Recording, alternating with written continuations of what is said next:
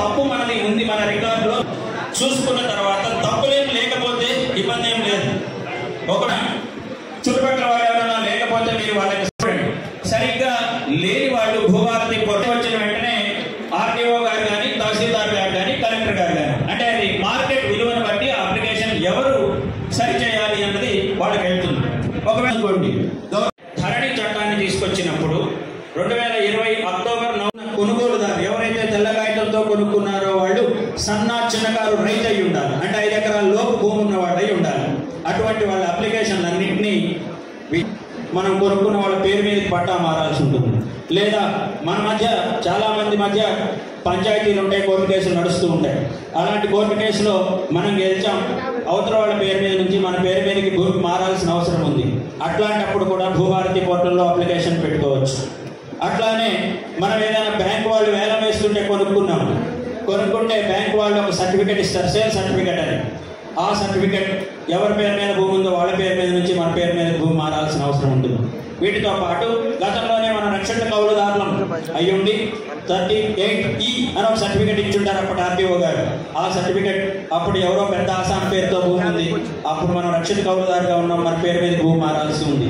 ఇటువంటి వాటి అన్నిటి విషయంలో మనం భూభారతి పోర్టల్లో అప్లికేషన్ పెట్టుకుంటే ఆర్టీఓ గారు ఆ అప్లికేషన్ని పరిశీలించి విచారించి రెవెన్యూ రికార్డుల్ని చూసి మోకా పరిశీలన అవసరమైతే చేసి తగిన నిర్ణయం తీసుకుంటారు. అంటే పట్టాదారు ఎవరి పేరు మీదకి అయితే భూమి మారాలో వాళ్ళ పేరు మీదకి భూమిని మారుస్తారు. మళ్ళీ ఒకవేళ ఇక్కడ కూడా ఆర్టీఓ గారు నిర్ణయం తీసుకున్నారు, ఆ నిర్ణయాన్ని అంటే నోటీస్ ఇచ్చే చేస్తారు ప్రతి సందర్భంలోనూ. ఆ నిర్ణయం తీసుకున్నది మనకి నచ్చకపోతే మళ్ళీ ఆర్టీఓ గారి నిర్ణయం మీద ఇందాక చెప్పినట్లు 2 అంచెల అప్పీల్ వ్యవస్థ ఉండనే ఉంది మనకు న్యాయం చేయడం కోసం. ఈ అప్పీళ్లు, ఈ లాయర్లు ఇదంతా మనకు కష్టం అనుకుంటే ప్రభుత్వం ఈ చట్టంలో తెచ్చిన ఈ దేశంలో మొట్టమొదటి వెసులుబాటు ఇది. ఈ చట్టం ప్రకారం ఏంటి అంటే భూమి విషయంలో ప్రభుత్వాలు చేస్తున్న మొట్టమొదటిది ఇదే. ఉచిత న్యాయ సహాయాన్ని కూడా అందించే ప్రయత్నం చేస్తుంది ప్రభుత్వం, పేదవాళ్ళకి అనుకూలంగా ఉండే మార్పిడి. ఇక మన ఇంటి పెద్ద చనిపోయారని అనుకుందాం, వారసులందరికీ ఆ భూమి మీద హక్కు ఉంటుంది. కానీ ఇప్పటి వరకు ఉన్న ధరణిలో వారసులు 5 ఉన్నారు, కానీ 1-2 ఊళ్ళో ఉంటారు, మిగిలిన వాళ్ళు ఎక్కడో హైదరాబాద్లో వేరే పనులు చేసుకుంటూ ఉంటారు అనుకుందాం. వాళ్ళకి తెలియకుండానే ఈ ఊళ్ళో ఉన్న 2 నాన్న పేరు మీద నుంచో లేకపోతే అమ్మ పేరు మీద నుంచో అంటే ముందున్న పట్టాదారు నుంచి పేరు మార్చుకోవాలని చెప్పి ధరణి పోర్టల్లో స్లాట్ బుక్ చేసుకున్నారు. వాళ్ళిద్దరే జాయింట్ అగ్రిమెంట్ ఇచ్చారు. తహసీల్దార్ గారు అనివార్యంగా తప్పనిసరిగా వాళ్ళిద్దరు జాయింట్ అగ్రిమెంట్ని చూసి సక్సెషన్ చేయాల్సి వచ్చేది, పౌతీ చేయాల్సి వచ్చేది, విరాసత్ చేయాల్సి వచ్చేది. కానీ ఈ చట్టం అలాంటి తప్పులు లేకుండా ఉండడం కోసం, అన్నదమ్ముల మధ్య మరో పంచాయతీ రాకుండా ఉండడం కోసం విచారణకి 30 రోజుల గడువిస్తోంది. అంటే తహసీల్దార్ 30 రోజుల లోపు ఎవరెవరైతే వారసులు ఉన్నారో వాళ్ళందరి వివరాలు, వాళ్ళకున్న మోకా వివరాలు కనుక్కొని పరిశీలించి విచారించి మ్యూటేషన్ పూర్తి చేస్తారు, సక్సెషన్ పూర్తి చేస్తారు. మరి 30 రోజులు అని చెప్పి 300 రోజులు చేస్తే మరి అది తలనొప్పి. అందుకని చట్టం ఏం చేస్తుందంటే 30 రోజుల గడువు దాటిపోతే ఎవరు అప్లికేషన్ పెట్టుకున్నారో వాళ్ళ పేరు మీదకి ఆటోమేటిక్గా ఆ సక్సెషన్, ఆ భూమి తండ్రి పేరు మీద నుంచి అంటే చనిపోయిన పట్టాదారు పేరు మీద నుంచి ఎవరు అప్లికేషన్ పెట్టుకున్నారో వాళ్ళ పేరు మీదకి మ్యూటేషన్ అయిపోయే విధంగా ఏర్పాటు చేశారు. అంటే ఆలస్యం కాకుండాను ఉండాలి, నిజమైన వారసులందరికీ లబ్ధి జరగాలి. ఇది చట్టం లక్ష్యం. ఇక మనం భూమిని కొనుక్కుంటున్నాం, భూమిని పొందుతున్నాం, కానీ మనకు వచ్చే భూమి కొనుక్కున్న తర్వాత దాని మీద ఉన్న పంచాయతీలు ఏంటో తెలుస్తాయి. దానివల్ల మళ్ళీ డబ్బులు పెట్టి కొనుక్కొని కొత్తగా కోర్టుల్లో తిరగాల్సిన పరిస్థితి వస్తుంది. ఇది రాకుండా ఉండడం కోసం మనం ఎట్లా అయితే ఆధార్ సెంటర్కి వెళ్ళి ఒక అప్లికేషన్ పెట్టుకుంటున్నామో, పెట్టుకుంటే 12 అంకెల నంబర్ ఒక్కొక్క మనిషికి ఒక నంబర్ ఎట్లా ఇస్తున్నారో అట్లానే ఒక్కొక్క భూ గమతానికి ఒక్కొక్క యూనిక్ ఐడెంటిటీ నెంబర్ని ఇవ్వబోతోంది ప్రభుత్వం. ఆ భూమి మీద ఏ వివాదాలు లేవని, ఏ గొడవలు లేవని తహసీల్దార్ గారి నిర్ణయానికి వచ్చిన తర్వాత ఆ భూ గమతానికి ఉన్న లాంగిట్యూడ్స్, లాటిట్యూడ్స్, అక్షాంశ రేఖాంశాలని తీసుకుంటూ దాని మ్యాప్ని క్రియేట్ చేసుకుంటూ తహసీల్దార్ గారు దానికి ఒక తాత్కాలిక నెంబర్ని ఇస్తారు. అంటే ఒక్కొక్క భూ గమతానికి ఒక నెంబర్. ఆ నెంబర్ని ఇస్తారు. దాన్నే భూదార్ అంటే మనిషికి ఆధార్, భూమికి భూదార్. ఈ నెంబర్ ఇస్తారు. ఈ నెంబర్ ఉండడం వల్ల భూమి మీద హక్కులు చాలా సులువు అవుతాయి. మనం కొనుక్కోవడం ధైర్యంగా కొనుక్కోవచ్చు. ఆ భూమి మీద ఏ గొడవ లేదని తహసీల్దార్ గారు నిర్ణయానికి వచ్చారు కనుక మనం కొనుక్కున్నా నిశ్చింతగా ఉండొచ్చు. ఇది భూదార్ వల్ల రాబోతున్న అతిపెద్ద సౌకర్యం. ఇక వీటన్నిటితో పాటు గతంలో మనకి నాయకులు ఉండేవాళ్ళు, విఆర్ఓలు విఆర్ఏలు పిలిచేవాళ్ళం మనం. ఆ విఆర్ఓ విఆర్ఏల వ్యవస్థ ఉన్న రోజుల్లో వాళ్ళు పహాణి రాసేవాళ్ళు, పట్వారీలు, తర్వాత విఆర్ఓలు. ఆ పహాణీనే మనం వాడనైతే తప్పులు అంటున్నామేమో కానీ వాళ్ళు రాసిన పహాణీనే ఈ రోజుకి ప్రామాణికం. అంటే అప్పుడు ఏం జరిగింది అన్నది తెలియాలంటే మాత్రం ఆనాటి రెవెన్యూ రికార్డులే ఇప్పటికీ ప్రధాన ఆధారాలు. అయితే ఆ వ్యవస్థ పోయిన తర్వాత రెవెన్యూ రికార్డులు అన్నవి అంతరించిపోయినాయి. ఒక రకంగా కంప్యూటర్లలో మాత్రమే మిగిలిపోయినాయి.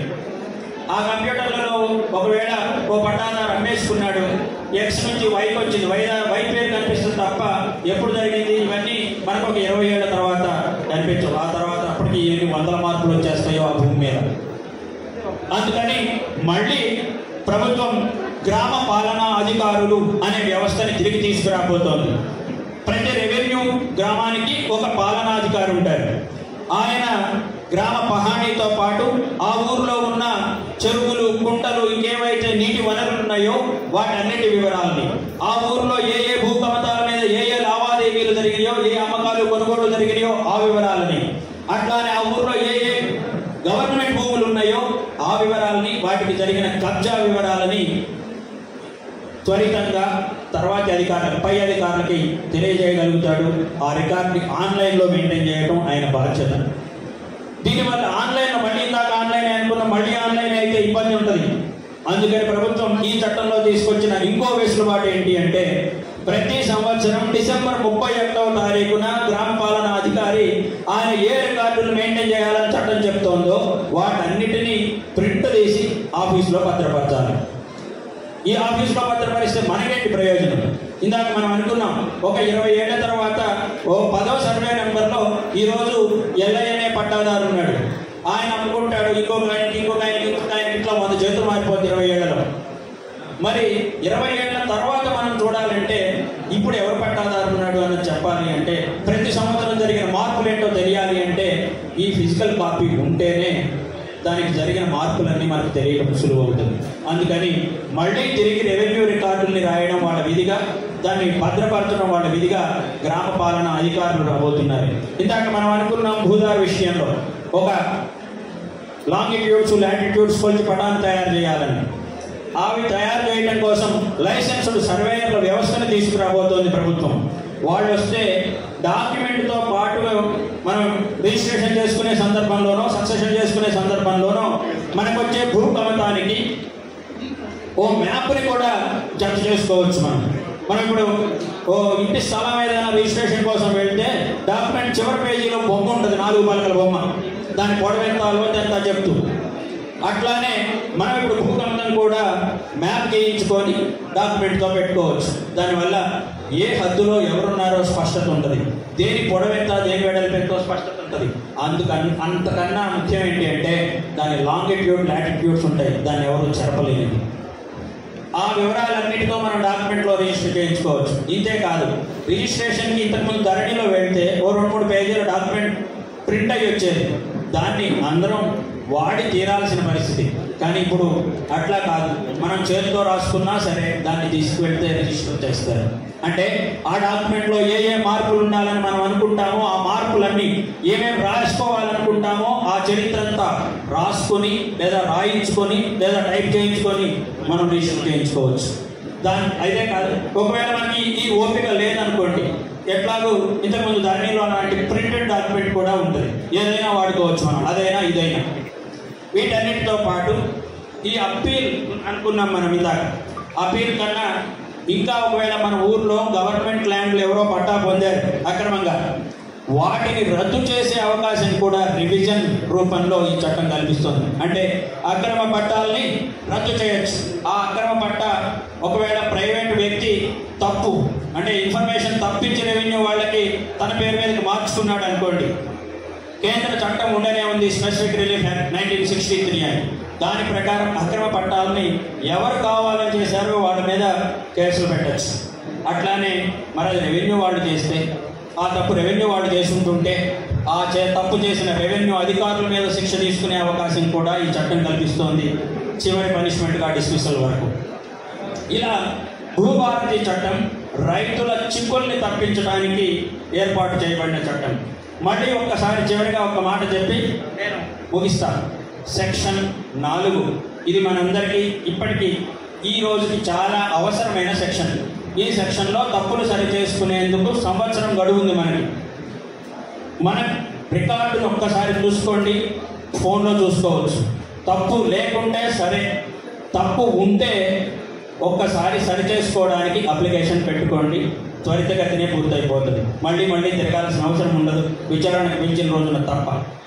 దానికంటే అప్లికేషన్ పెట్టుకోవడానికన్నా ముందు మీ దగ్గర ఏమి ఆధారాలు ఉన్నాయో, ఏం ఆధారాలు ఉంటే మన సమస్య నిజమైనదని అధికారులు నమ్ముతారో ఆ ఆధారాలన్నీ కలెక్ట్ చేసుకోండి. అంటే మన దగ్గర తోక పాస్బుక్ ఉంది, లేకపోతే పాత పాస్బుక్ ఉంది, దాని కాపీ ఎక్కడో మూల పెట్టి ఉంటుంది, కొంచెం చెదలు పెట్టో లేకపోతే ఇంకోటో, దాన్ని జాగ్రత్త చేసుకోండి. లేదు మన తహసీల్ ఆఫీస్కి వెళ్తే సర్టిఫైడ్ కాపీలు ఇస్తారు పహాణీలు, ఆ పహాణీలు జాగ్రత్త చేసుకోండి, అవి తెచ్చుకోండి.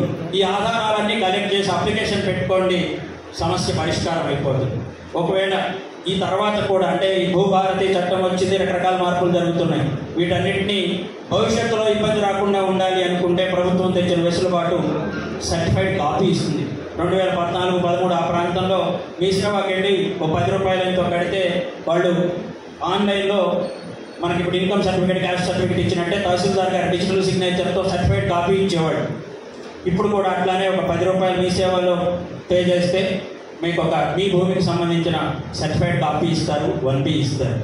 ఈ అవకాశాలన్నింటినీ మనం వినియోగించుకుంటూ మన ఇబ్బందుల్ని తప్పించడమే ఈ చట్టం ప్రధాన ఉద్దేశం కనుక వాటన్నిటినీ వాడుకుంటూ సంవత్సరం లోపే మన అందరి ఇబ్బందులు తొలగిపోవాలని ఆశిస్తూ, తొలగిపోతాయని కూడా భావిస్తూ ఈ అవకాశం ఇచ్చిన అధికారులకు ధన్యవాదాలు తెలియజేస్తాను. క్లియర్గా మీ అందరూ కూడా వివరించడం జరిగింది. ఈ భూభారతి చట్టం ధరణిలో జరిగిన లోపాలని అన్నింటినీ కూడా సమగ్రంగా సరిదిద్దాలనే ఉద్దేశంతో భూభారతి చట్టం ముందుకు తీసుకురావడం జరిగింది. ఇంతకుముందు మీరు చూస్తే ధరణిలో ఏ అప్లికేషన్ పెట్టినా కూడా తహసీల్దార్ నుంచి కలెక్టర్కే వెళ్ళేది. కానీ ఆమె అన్ని అప్లికేషన్స్ని తహసీల్దార్ లెవెల్లో ఎంక్వైరీ చేయాల్సి కంప్లీట్ చేయాల్సినవి కూడా పైకి వెళ్ళడము, ఆర్డీఓ దగ్గర ఎంక్వైరీ చేయాల్సిన కూడా పైకి వెళ్ళడం వల్ల చాలా సమస్యలు వచ్చేవి అండ్ ఇష్యూస్ కూడా రిజాల్వ్ అయ్యేవి కాదు. ఇప్పుడు ఈ భూభారతిలో భాగంగా తహసీల్దార్ కానీ ఆర్డీఓస్ కానీ ఎవరైనా అప్లికేషన్ పెట్టుకున్నప్పుడు ఇందాక చెప్పినట్టు ఊరికి వచ్చి మేము విచారణ చేసినప్పుడు అప్లికేషన్ తీసుకుని ఆ విచారణ ఆర్డర్ కనుక ఎంఆర్ఓస్ ఇస్తారు. ఆ ఇచ్చిన ఆర్డర్ కనుక సంతృప్తికరంగా లేకపోతే ఆర్డీఓకి మళ్ళీ విచారణ పిలిపించి సంతృప్తిగా లేకపోతే మళ్ళీ 30 రోజుల్లో కలెక్టర్కి దరఖాస్తు చేసుకోవచ్చు. కలెక్టర్ గారు ఇచ్చిన ఆర్డర్ కూడా సంతృప్తిగా లేకపోతే ట్రిబ్యునల్కి వెళ్ళచ్చు. ఇలా రెండంచెల అప్పీలేట్ వ్యవస్థ ద్వారా మనము సివిల్ కోర్టుకు వెళ్ళేవాళ్ళం. ధరణిలో ఉన్నప్పుడు ఏ సమస్య సాల్వ్ చేయాలన్నా నా దగ్గర సమస్య సొల్యూషన్ ఉండేది కాదు, ఆర్డీఓ దగ్గర తహసీల్దార్ దగ్గర సొల్యూషన్ ఉండేది కాదు, సివిల్ కోర్టు మాత్రమే మార్గం ఉండేదని చెప్పేవారు. ఇప్పుడు ఈ సమస్యను సాల్వ్ చేయడానికి మన జిల్లాలోనే రెండంచెల వ్యవస్థ అప్పీలేట్ వ్యవస్థ ద్వారా జిల్లాలోనే సమస్య సాల్వ్ చేసుకోవడానికి పరిష్కరించడానికి వ్యవస్థను ఏర్పాటు చేయడం జరుగుతుంది. మూడవది ముఖ్యంగా సాదా పరిణామాల గురించి ఇంకా డీటెయిల్ గా చెప్పాము. మన జిల్లాలో కూడా ఆల్మోస్ట్ 50 నుంచి 80 వేల వరకు సాదా పరిణామాలు పెండింగ్ ఉన్నాయి. సో త్వరలో కోర్టు స్టే కూడా భూభారతి చట్టం ద్వారా మనకి ఈ ప్రొవిజన్ ఉంది కాబట్టి కోర్టు స్టే కూడా వెకేట్ చేసి అలాంటి పెండింగ్ ఉన్న సాదా పరిణామాలు కూడా తొందరగా పరిష్కరిస్తాము. అది కూడా మనం ఈ కోర్టు స్టే కూడా వెకేట్ అయిపోతుంది కాబట్టి భూభారతిలో మనకి లీగాలిటీ వచ్చింది కాబట్టి ఆర్టీఓ వెంటనే ఎంక్వైరీ చేసి సాదా పరిణామాలు కూడా క్లియర్గా చేస్తాము. నాలుగో ఇంపార్టెంట్ థింగ్ నేను అందరూ చెప్పేది ఏంటంటే ఇంతకుముందు మీరు భూమి కొన్నప్పుడు కానీ మీ గిఫ్ట్ డీడ్ కానీ సేల్ డీడ్ కానీ చూసుకుంటే కొన్నవాళ్ళు ఎవరు కొనుక్కున్న వాళ్ళు ఈ రెండు డీటెయిల్సే ఉన్నాయి, ఇంకా ఏ డీటెయిల్స్ లేవు. ఇప్పుడు భూభారతి చట్టంలో మీరు ఆ భూమి యొక్క చరిత్రను కూడా దాంట్లో రాసుకోవచ్చు. ఇప్పుడు 2-3 అంగీకార పత్రం పెట్టుకుని రాసుకున్నారు. రేపు 10 సంవత్సరాల తర్వాత అంగీకార పత్రంలో మళ్ళీ వచ్చి గొడవ చేయడం స్టార్ట్ చేస్తారు. ఈజీ ఏంటి, మీరు కనుక ఇప్పుడు వచ్చే సేల్ డీడ్, గిఫ్ట్ డీడ్, వారసు వచ్చే భూముల హిస్టరీ రాసుకుంటే మాకు ఆ అంగీకార పత్రంలో మేమందరం ఒప్పుకున్నాము, దాని ప్రకారమే ఈ సేల్ డీడ్ అయింది అని చెప్పుకుంటే ఫ్యూచర్లో మీ వారసులు కానీ ఎవరికైనా కొన్నప్పుడు కానీ అప్పుడు ఇలాంటి ఇష్యూస్ రాకుండా హిస్టరీ అనేది ఉపయోగపడుతుంది. పాత చట్టంలో ఈ వెసులుబాటు లేదు కాబట్టి ఇప్పుడు సర్వే మ్యాప్ కూడా మీ యొక్క దాంట్లో యాడ్ చేసుకోవడానికి. అదేవిధంగా మన పాస్బుక్ లో కూడా మ్యాప్ లేదు. మీరు ఇప్పుడు పాస్బుక్ చూస్తే సర్వే నెంబర్ ఎంత ఉంది, ఎక్స్టెంట్ ఉంది, అంతే ఉంది. ఎక్కడ కూడా సర్వే నెంబర్ కింద ఎంత భూమి హద్దు లేవు. ఇప్పుడు లైసెన్స్ సర్వే వ్యవస్థ తీసుకురావడం వల్ల మీ పాస్బుక్ లో కూడా మీ భూమి యొక్క డయాగ్రామ్ ఉంటుంది. తూర్పు ఎవరు, పడమర ఎవరు, ఉత్తరం ఎవరు, దక్షిణం ఎవరు, మరియు ఆ విస్తీర్ణం ఎంత, ఇటెవరు ఉన్నారు, అటెవరు ఉన్నారు, అన్ని కూడా డీటెయిల్స్ ఉంటాయి. దానివల్ల గట్టు తగాదాలు తగ్గించడానికి ఈ యొక్క లైసెన్స్ సర్వే ద్వారా సర్వే చేయించుకొని మీ పాస్బుక్ లో కూడా ఈ యొక్క రికార్డుల ద్వారా మనకు సమస్యలు రాకుండా చేయడం జరుగుతుంది. చివరిగా మన విలేజ్ గ్రామ అధికారులను కూడా మనం అపాయింట్ చేస్తున్నాం. ఇప్పుడు ఏది ఎంక్వైరీ చేసినా కానీ తహసీల్దార్ నుంచి ఆర్ఐ ఒకరే ఇద్దరే ఉంటారు. మీ గ్రామంలో ఎంక్వైరీ చేయాలన్నా ఏమైనా తెలిసి ఏమైనా రాత్రి జరిగినా లేకపోతే హాలిడేస్ టైంలో జరిగినా ఫాస్ట్గా రిపోర్ట్ రావాలన్నా ఎవరు అధికారం లేదు.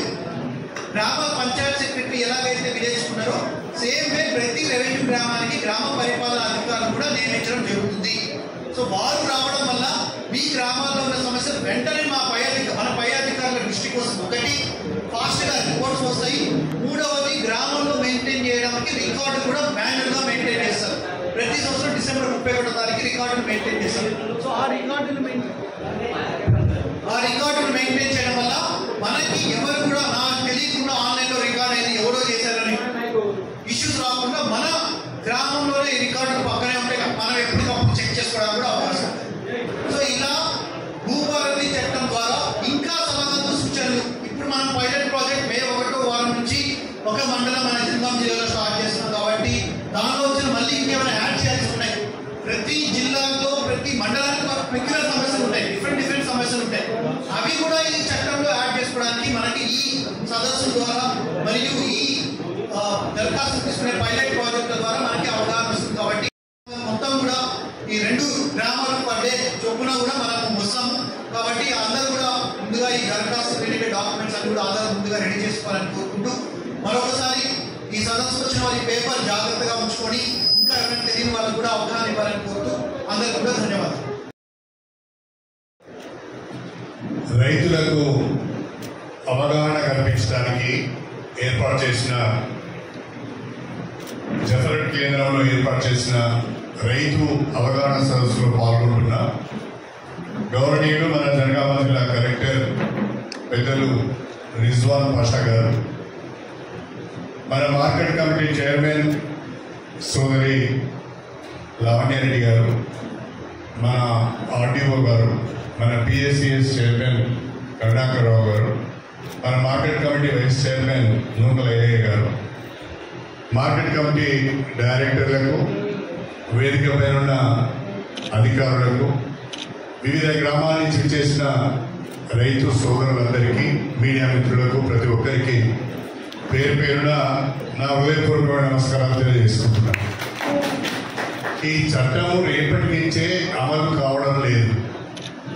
ముందుగా ఈ చట్టాన్ని ప్రజల్లోకి బలంగా తీసుకువెళ్లాలని, రైతులకు దీనిపైన అవగాహన కల్పించాలని, రైతుల నుంచి ఈ చట్టానికి ఇంకేమైనా సలహాలు, సూచనలు కనుక వస్తే వాటిని కూడా స్వీకరించి జూన్ 2, 2025 నుంచి గ్రామాలకు అధికారులే వచ్చి రైతుల నుంచి వాళ్ళకి సంబంధించిన సమస్యలపైన దరఖాస్తులు తీసుకొని పరిష్కరించే అవకాశం ఉన్నది. కాబట్టి అవగాహన కల్పించడానికి రాష్ట్ర వ్యాప్తంగా అన్ని మండల కేంద్రాలలో అవగాహన సదస్సులు నిర్వహించుకుంటున్నాం.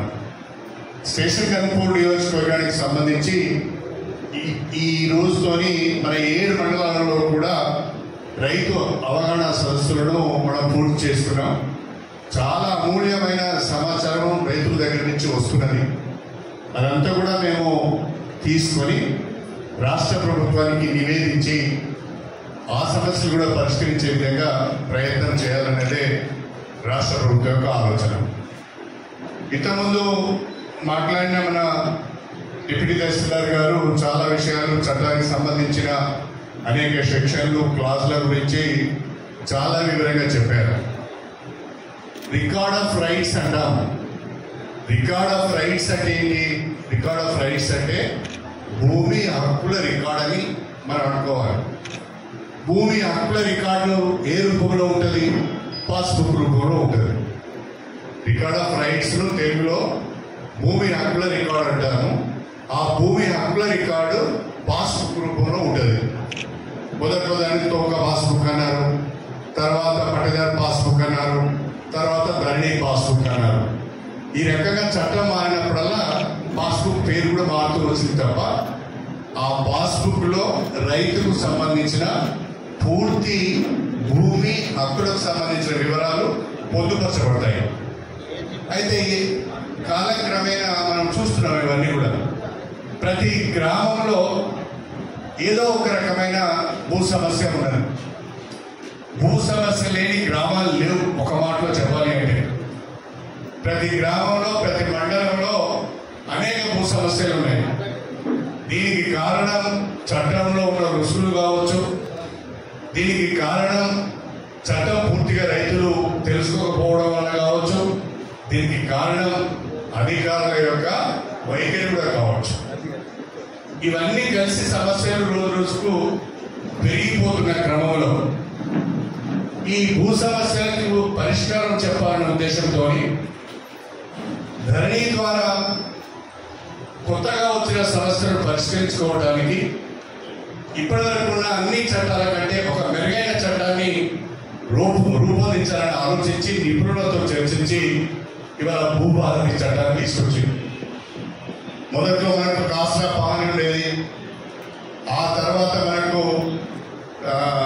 ఏమంటుందని 1B అనేది 1B సర్టిఫికేట్ కింద 1B రికార్డ్స్ అనేది, తర్వాత ధరణి పాస్బుక్, ఈ రకంగా అనేక రకాలుగా మన ధరణి చట్టం, ఇప్పుడు భూభారతి చట్టం. గతంలో ఉన్న అన్ని చట్టాల కంటే మెరుగైన చట్టం భూభారతి చట్టం. నేను ఎందుకు ఈ మాట చెప్తున్నానంటే ధరణిలో ఏవైతే లోపాలు ఉన్నాయో వాటికి సరి చేసుకోవడానికి అవకాశం లేదు. కానీ ఇప్పుడు భూభారతి చట్టం ద్వారా ధరణిలో వచ్చిన లోపాలను సరి చేసుకునే అవకాశం వచ్చింది. ఉదాహరణకు మీ డాక్యుమెంట్లో మీ పేరు తప్పుబడి ఉండొచ్చు, లేదా మీ సర్వే నెంబర్ తప్పుబడి ఉండొచ్చు, లేదా మీకు ఉండవలసిన భూమి కంటే ఎక్కువనో తక్కువనో రికార్డ్ అయి ఉండవచ్చు. అవన్నీ కూడా ఇప్పుడు మనం ఈ భూభారతి చట్టం ద్వారా సరి చేసుకునే అవకాశం ఉన్నది. అన్నింటికంటే మిగిలి వారసత్వంలో వచ్చే భూములు మనం సక్సెషన్ అంటాము, విరాసత్ అంటాము, లేకపోతే మ్యూటేషన్ అంటాము. వారసత్వంలో వచ్చే భూముల విషయంలో కూడా ఇప్పుడు ఒక క్లారిటీ వచ్చింది. ఒక తండ్రికి వారసులు ఎంతమంది ఉంటే అంతమంది ఒక అగ్రిమెంట్ ద్వారా తహసీల్దార్ దగ్గరికి వచ్చి ఇది మా అగ్రిమెంట్, ఇది మా వారసత్వ భూమి, దీన్ని మా నలుగురికో ముగ్గురికో ఇద్దరికో ఈ రకంగా పంచాయతీ కన్సెంట్ లెటర్ కనుక ఇస్తే దాని వెంటనే ఏ రకమైన విభేదాలు లేకుండా వివాదాలు లేకుండా పరిష్కరించడానికి వాళ్ళ పేర్ల పైన మ్యూటేషన్ చేయడానికి ఈ చట్టంలో అవకాశం వచ్చింది. అంతకుముందు 5 పిల్లలు ఉంటే ఇద్దరే పోయి మేము అందరం ఒకటే అంగీకారంతో వచ్చాము, మాకు ఈ రకంగా మీరు మ్యూటేషన్ చేయమంటే చేసేది. కానీ తర్వాత రాని ముగ్గురు వచ్చి మాకు తెలియకుండా మ్యూటేషన్ చేయించుకున్నాడు కాబట్టి ఈ మ్యూటేషన్ చెల్లదు అని చెప్పి వాళ్ళు కాపరేట్ చేసేది. ఆ రకంగా మ్యూటేషన్కి సంబంధించి కూడా ఈ భూభారతిలో ఒక చక్కటి పరిష్కారం కనుగొనడం జరిగింది. అన్నిటికంటే ఒక ప్రమాదకరమైన పరిస్థితి ధరణిలో ఏమొచ్చింది అంటే ధరణి రైతులకు ఉపయోగపడుతుంది అనుకున్నాం. తెల్ల కాగితాలపైన సాదా పైన కొనుగోలు చేసి ఏళ్ల తరబడి కబ్జాలో ఉన్న రైతులు ధరణి వచ్చిన తర్వాత చాలా అవస్థలు పడ్డారు. ధరణి పేద రైతులకు మేలు చేయడం కంటే పేద రైతులకు నష్టం ఎక్కువ చేసింది. ఏనాడో గ్రామాలలో భూములు అమ్ముకొని తెల్లకాయల పైన వాళ్ళకు అగ్రిమెంట్లు రాసించి రిజిస్ట్రేషన్ చేసి ఊరు వదిలి వెళ్ళిపోయిన భూస్వాములకు ధరణి బాగా ఉపయోగపడేది. ఎట్లా ఉపయోగపడ్డది అంటే ధరణి వచ్చిన తర్వాత ధరణికి గంటల ముందు ధరణి వచ్చిన తర్వాత రైతు బంధు వచ్చింది. ఆ రైతు బంధు అప్పటి ప్రభుత్వం ఏం చెప్పింది, పట్టాదారు పాస్బుక్ ఉన్న వాళ్ళకే రైతు బంధు ఇస్తామని చెప్పింది. నేను భూస్వామి, పట్టా నా పేరు మీద ఉన్నది, వీళ్ళందరి దగ్గర తెల్లకాయలు ఉన్నాయి, సాదా పైనామాలు ఉన్నాయి, వీళ్ళు కబ్జాలో ఉన్నారు, నేను కబ్జాలో లేను, పట్టాదారు పాస్బుక్ నా దగ్గర ఉన్నది, నాకే రైతు బంధు వచ్చింది, వీళ్ళకి రైతు బంధు రాలేదు. చివరికి ఊరు వదిలిపెట్టి భూమి వదిలిపెట్టి వెళ్ళిపోయిన భూస్వామి వచ్చి భూమి నాదనే కాడికి, ఈ భూమి నాదే, ఇప్పుడు నా దగ్గర పట్టదారు పాస్బుక్ ఉన్నది, నాకు రైతు బంధు కూడా వస్తున్నది అని చెప్పి తహసీల్దారులను ఆర్డీఓలను మచ్చిక చేసుకొని లేకపోతే బెదిరించో ఇతరత్రడం అతని పేరు మీద మార్చుకునే ప్రయత్నం జరిగింది. అప్పుడు ప్రభుత్వం పైన రైతుల నుంచి ఒత్తిడి వచ్చింది.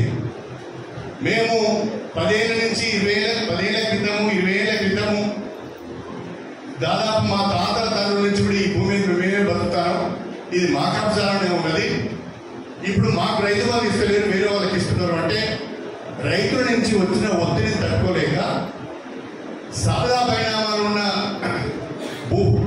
భూములకు రెగ్యులరైజ్ చేస్తాము, క్రమబద్ధీకరణ చేస్తాము, పట్టదారు పాస్బుక్ ఇస్తాము, మీరు దరఖాస్తు చేసుకోమని చెప్తే అక్టోబర్ 2020 నుంచి నవంబర్ 2020 వరకు 1 నెల రోజులు దరఖాస్తు చేసుకోవడానికి అవకాశం ఇచ్చింది. ఎవరి దగ్గర అయితే సాదా పరిణామాలు ఉన్నాయో ఆ సాదా పరిణామాల వాళ్ళందరూ కూడా అప్లై చేసుకున్నారు. దాదాపు 10 లక్షల మంది రైతులు సాదా పరిణామాలను పట్టుకొని, కాగితాలను పట్టుకొని, వాళ్ళ దగ్గర రిజిస్ట్రేషన్ పట్టుకొని అందరూ దరఖాస్తు చేసుకున్నారు. దరఖాస్తు చేసుకుంటే ఎవడో కోర్టుకు పోయిండు, కోర్టు నుంచి స్టే ఇచ్చిండు, పట్టదారు పాస్బుక్ నా దగ్గర ఉన్నది, వాళ్ళకి సాదా పరిణామాల పైన ఎట్లా పట్టా చేస్తారని.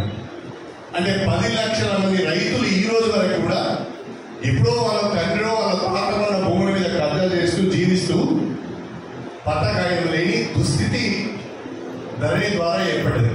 ఇప్పుడు భూభారతిలో ఇప్పుడు ఈ కొత్త చట్టంలో ఈ భూభారతిలో ఎవరైతే అక్టోబర్ 2020 నుంచి నవంబర్ 2020 వరకు 1 నెల రోజుల కాలంలో ప్రభుత్వము ఇచ్చిన అవకాశాన్ని ఉపయోగించుకొని దరఖాస్తు చేసుకున్న 10 లక్షల మంది రైతులు ఉన్నారో ఆ 10 లక్షల మంది రైతుల యొక్క దరఖాస్తులను పరిశీలించి పంచనామా చేసి ఆ సాదా పరిణామాలకు సంబంధించిన వాళ్ళందరికీ కూడా భూభారతి ద్వారా పట్టా పాస్బుక్ ఇవ్వబోతున్నామని చెప్పి ఖచ్చితమైన హక్కులు వాళ్ళకు కల్పించబోతున్నాం. ఇది ఈ భూభారతిలో ఉన్న ఒక గొప్ప విషయం అని చెప్పి మీ అందరికీ సవినయంగా తెలియజేస్తున్నాం. ఇక రెండవది, దాదాపు మన రాష్ట్రంలో ఒక 18 లక్షల ఎకరాల భూములకు అన్ని పార్ట్ బిలో పెట్టేశారు. పార్ట్ బిల్ ఎందుకు పెట్టారంటే చిన్న చిన్న విషయాలు కూడా పార్ట్ బిల్ పెట్టి తహసీల్దార్ పరిష్కరించవలసిన విషయాలు కానీ ఆర్డీఓ పరిష్కరించవలసిన విషయాలు కూడా నాకు సంబంధం లేదు, నాకు టైం లేదని చెప్పి అవి చక్కగా అన్నింటినీ పార్ట్ బిలో పెట్టారు. డిస్ప్యూట్ దాంట్లో పెట్టేస్తారు. అట్లా 18 లక్షల ఎకరాలు ఉన్నది అంటే దాదాపు 5-6 లక్షల మంది రైతులు ఉన్నారు. అలా ఏముంది చిన్న ఉదాహరణ చెప్తాను. ఉదాహరణకు మనకు మన దేవాలయ కాలువ పోతాను, దేవాలయ కాలువ ఇట్లా పోతాను మన ఊరవతల నుంచి, మన జఫరేడ్ చెల్ల నుంచి వాళ్ళ బయటికి వెళ్ళి అది ఇంటికి వెళ్ళిపోతారు. ఆ మధ్యలో ఎవరితో కూడా రైతులో ఒక 5 ఎకరాల భూమి ఉంటుంది. ఆ 5 ఎకరాల భూమిలో ఈ కాలువ పోవడం వల్ల ఆయనతో 10 గుంటలు పోతుంది. ఆ 10 గుంటలకు ఆయనకు నష్టపరిహారం కూడా వస్తుంది.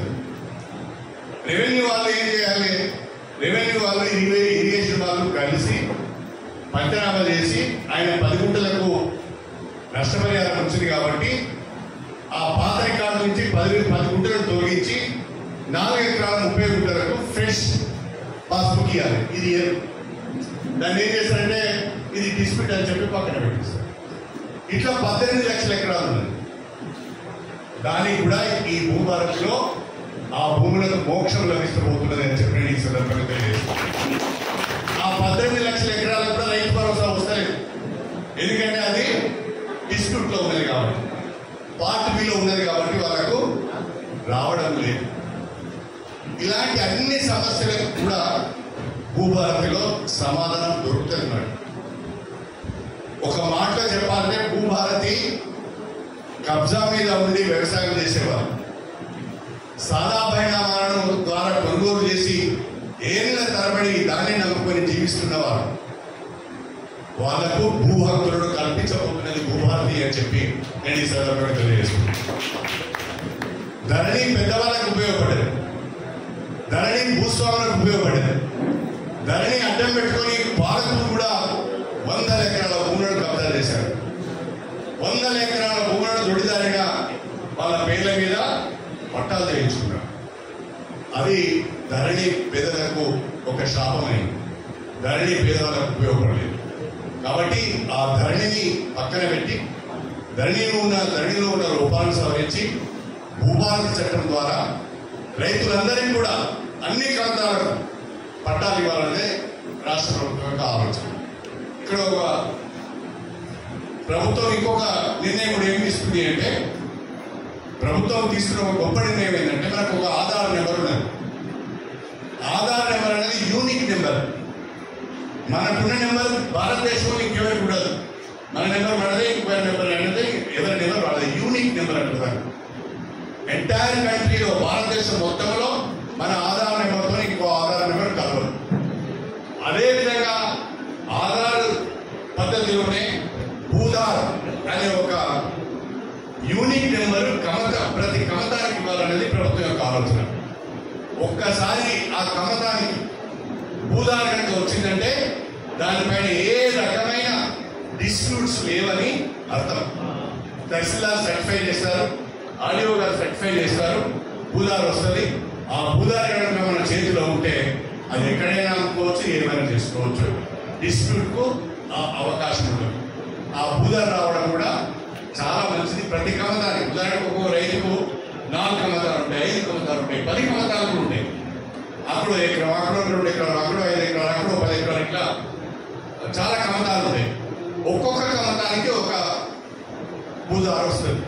కాబట్టి రైతులకు సేఫ్టీ ఉంటుంది, రక్షణ ఉంటుంది. ఆయన భూమి మీద ఆయనకు హక్కు ఉంటుంది, రక్షణ కూడా ఉంటుంది. ఇంకోవాడు ఎన్క్రోచ్ చేసడానికి అవకాశం లేదు. ఈ భూధారులతో పాటుగా మీకు ఇచ్చే పట్టాదారు పాస్బుక్లో ఇంకో కొత్త ప్రయోగం కూడా రాష్ట్ర ప్రభుత్వం చేస్తున్నారు. ఉదాహరణకు మనము ఏదైనా లేఅవుట్లో ఇంటి జాగా కొంటాం. లేఅవుట్లో మనం ఇంటి జాగా కొంటే మన ఇంటి జాగాకి సంబంధించిన మ్యాప్ ఇస్తారు. వాళ్ళు లేఅవుట్ మ్యాప్ ఉంటుంది, మన ప్లాట్ ఎక్కడ ఉంటుందో కూడా ఆ మ్యాప్లో ఉంటుంది, మన ప్లాట్ 4 వైపులు ఎవరు ఉన్నది కూడా దాంట్లో ఉంటుంది. కానీ వ్యవసాయ భూములకు సంబంధించిన పట్టదారు పాస్బుక్లో మ్యాప్ ఉంటుంది. ఇప్పుడు కొత్తగా భూభారతి ద్వారా మన ఇవ్వబోయే పాస్బుక్లలో రైతుకు సంబంధించిన భూమి యొక్క మ్యాప్ కూడా ఉంటుంది. ఆ మ్యాప్లో 4 వైపులు ఎవరున్నారనే వివరాలు కూడా దాంట్లో ఉంటాయి. ఇంకోటి వచ్చి చూడడానికి అవకాశం కూడా చక్కగా దాన్ని మ్యాప్తో సహా ఇస్తున్నారు. ఇలాంటి చిన్న తప్పులన్నింటినీ కూడా సవరించే ప్రయత్నం భూభారతి చేస్తున్నది. దీన్ని మనం అందరూ ఉపయోగించుకోవాల్సిన అవసరం ఉంది. అన్నిటికంటే మించి తహసీల్దార్ కూడా నిర్ణయం తీసుకున్నాడు. అది తప్పుడు నిర్ణయం అయి ఉండవచ్చు, మనం ఎక్కడికి పోయే అవకాశం లేదు. లేకపోతే ఆర్డీఓ గారు నిర్ణయం తీసుకున్నాడు, అది తప్పుడు నిర్ణయం అయి ఉండవచ్చు, మనకు అవకాశం ఉంటుంది. కానీ ఇప్పుడు వాళ్ళు తీసుకున్న నిర్ణయాలపైన మనం అప్పీల్కి వెళ్ళే అవకాశం ఉంది. తహసీల్దార్ తప్పుడు నిర్ణయం తీసుకుంటే ఆర్డీఓ దగ్గరికి పోవచ్చు, ఆర్డీఓ గారు తప్పుడు నిర్ణయం తీసుకుంటే కలెక్టర్ దగ్గరికి పోవచ్చు, కలెక్టర్ తప్పుడు నిర్ణయం తీసుకుంటే ట్రిబ్యునల్కి పోవచ్చు, ట్రిబ్యునల్ తప్పుడు నిర్ణయం తీసుకుంటే సివిల్ కోర్టుకు పోవచ్చు. అంటే అప్పీల్కి ఇప్పుడు ధరణిలో అప్పీల్కి అవకాశం లేదు, భూభారతిలో అప్పీల్కి అవకాశం ఉంది. అన్నిటికంటే మించి చిన్న రైతులకు కోర్టుకు వెళ్ళాలంటే న్యాయ సహాయం కూడా ప్రభుత్వమే అందించే విధంగా భూభారతిలో అవకాశం కల్పించారు. దీన్ని మనం ఉపయోగించుకోవాలి. ఇప్పుడు మనం 2-3 విషయాలు విన్నాం. చాలా పిటి అనిపిస్తుంది అనేది. ఎప్పుడో 2007లో కొనుక్కున్నది, ఇవాళ 2000 అంటే 2025, 18 సంవత్సరాలు అయింది. వాస్తవంగా ఒక చట్టం చెప్తున్నది 12 సంవత్సరాల కంటే ఎక్కువ రోజులు కబ్జాలో ఉండి తన అధీనంలో ఉంటే అది ఆయన పట్టా ఇవ్వచ్చు అని. కానీ 18 సంవత్సరాలకి దిక్కు లేదు, మొక్కు లేదు. ఇప్పుడు అలాంటి ఇష్యూస్ అన్ని కూడా మనము పరిష్కరించుకోవడానికి అవకాశం ఉంటుందనే విషయాన్ని కూడా మీ అందరూ దృష్టి తీసుకొస్తున్నాం. దయచేసి ఇంతకుముందు కలెక్టర్ గారు చెప్పినట్టుగా ఈ కరపత్రాలు మీరు చదవండి. మాకంటే ఎక్కువ రైతులకు అవగాహన ఉంటుంది. ఈ కరపత్రాలను మీరు చదవండి. ఈ కరపత్రంలో లేనిది ఏదైనా సమస్య మీ దృష్టికి వస్తే భూభారతి ద్వారా ఇది పరిష్కరించే అవకాశం లేదంటే మా దృష్టికి తీసుకురండి. తప్పకుండా దాన్ని ప్రభుత్వం దృష్టికి తీసుకుపోయి అది ఎట్లా మనము పరిష్కరించవచ్చో ఆలోచన చేస్తామని చెప్పి ఈ సందర్భంగా తెలియజేసుకుంటాం. నిన్న ఉన్న